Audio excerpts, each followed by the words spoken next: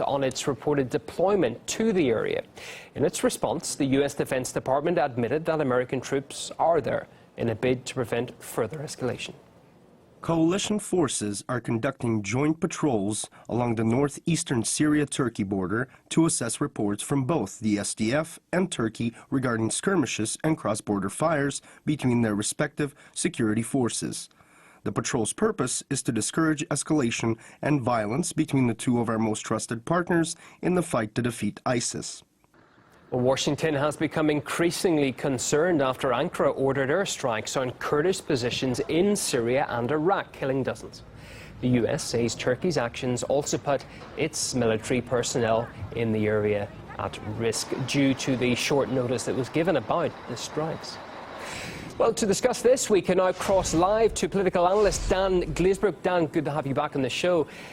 First of all, I suppose, do you think that this deployment is going to help ease tensions between the Turks and Kurds, as the U.S. State Department is claiming? I don't think they will significantly ease tensions. No, because this division is almost unstoppable. Really, the defeat inevitably brings about despair and division, and that's exactly what we're seeing amongst all the various partners in the failed Anglo-American war against Syria that's been raging now for over 5 years. So we're seeing the failure of the attempts to topple the Syrian government, and now you've got it's not too dissimilar actually from what's happening in Libya, where the various anti-government factions have now coalesced into two different rival kind of groups that are at each other's throats and on the verge of all-out hostilities with each other in Syria, as they actually are in full-blown civil war in Libya. So the forces of the Syrian Democratic Front, the Kurdish-led, Kurdish-dominated group backed by the US, and Turkey's proxies and so on, they both are in this race to get to Raqqa first, to be the ones who retake Raqqa. And then if you look at it from the Turkish position, Turkey has been the #1 ally, really, in this regime change project of the US. It's been doing Washington and London's bidding for over 5 years at extreme political, diplomatic and economic cost to itself. And now it's on the verge of having all its influence in Syria wiped out, its proxies decimated or marginalized, and the US basically ditching it altogether. So they're very bitter, and they are determined to make sure that they can claw back whatever influence they can. So, and I think that's the real context to see this in. It's not so much about Turkish fears about the YPG, the Kurdish group in Syria, will aid the PKK. It's about their influence in Syria, and they want their faction to dominate.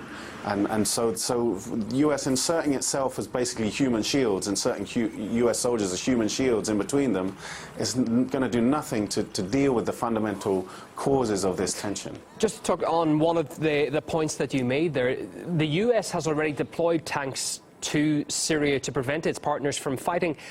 I suppose, why isn't Washington able to control, if that's the right word, its own allies, or why does it even have to?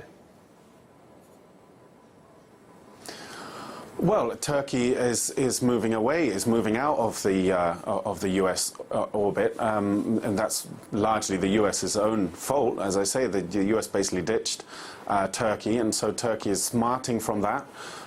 In August, Turkey launched its own invasion of Syria, effectively, Euphrates Shield. That was followed then in November by the US throwing in all of its chips, really, with the Syrian Democratic Front and deciding it would back them to retake Raqqa. In February of this year, Turkey made a kind of last-ditch attempt to convince the US, put forward proposals for a Turkish-US plan that would involve Turkish-US special forces in alliance with the various Turkish-backed militia in Syria to retake Raqqa as an alternative to using the Syrian Democratic Forces. That came to nothing, and now the result is what we see. So Turkey almost, I think, it feels it has not much to lose anymore from endangering relations with the US, because the US has already effectively ditched it. So it feels almost it needs to do what it can to salvage some influence, and playing ball with Washington is a game of ever diminishing returns. And I think really the real lesson that other countries can take from this is look at how the US has treated Turkey. Turkey has for 5 years put itself at the forefront of this American plan to overthrow Assad. As I say, at huge cost to itself. And it's been completely just left and dumped.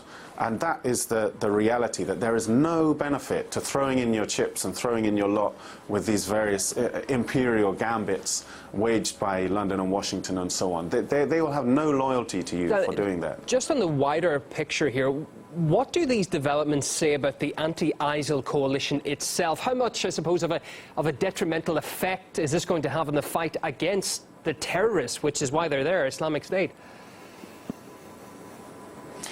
Oh, well, hugely detrimental, because, of course, if the Turkey is... Last Tuesday, Turkey killed between 20 and 30 YPG Kurdish fighters, injuring several, well over a dozen more.